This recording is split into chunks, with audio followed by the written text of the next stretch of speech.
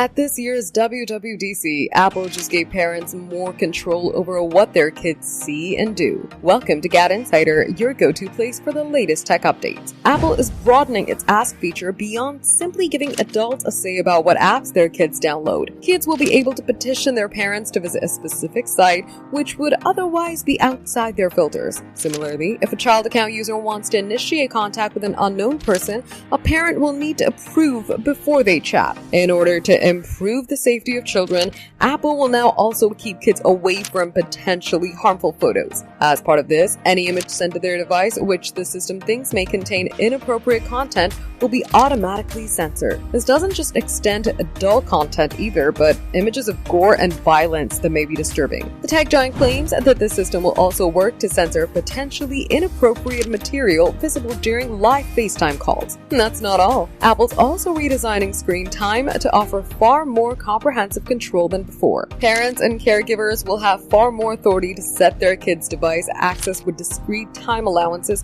for separate categories of experiences, like movies or games. These rules can also be adjusted depending on if it's a weekday or a weekend. Apple also said it's joining hands with the American Academy of Pediatrics to create guidelines for healthy screen time. As the world's governments are pushing for age verification and social media bans for teen users, it'll be interesting to see how much of this work keeps Apple out of regulators' claws. For more updates, subscribe to GadInsider, like and share the video, and don't forget to press the bell icon so you never miss any update.